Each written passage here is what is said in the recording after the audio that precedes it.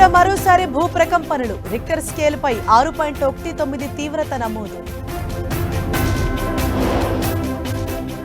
రాహుల్ గాంధీకి 3 రాష్ట్రాల ఈసీల నోటీసులు 10 రోజుల్లోగా ఆరోపణలకు సమాధానం చెప్పాలని ఆదేశం.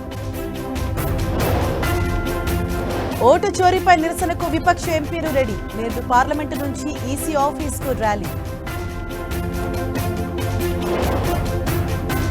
ఒకే దేశం ఒకే ఎన్నికపై నేడు కీలక సమావేశం. నిపుణులతో మధ్యాహ్నం 3 గంటలకు జేపీసీ భేటీ.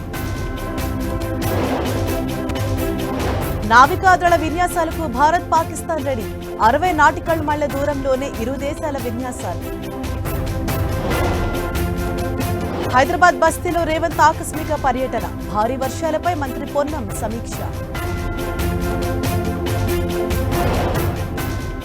బనక చెట్లను ఖచ్చితంగా అడ్డుకుంటాం. ఖమ్మం టూర్లో డిప్యూటీ సీఎం భట్టి.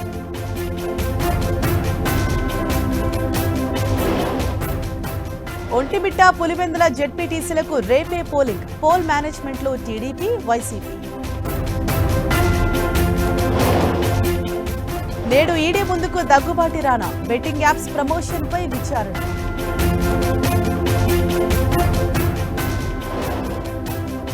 బయటపడుతున్న సృష్టి ఫర్టిలిటీ సెంటర్ దారుణాలు. పేదల నుంచి ఫ్రీగా ఆడపిల్లల్ని సేకరించిన నమ్రత. ఉత్తరాఖండ్ లో 14 వరకు భారీ వర్షాలు. పలు జిల్లాలకు ఎల్లో ఆరెంజ్ హెచ్చరికలు.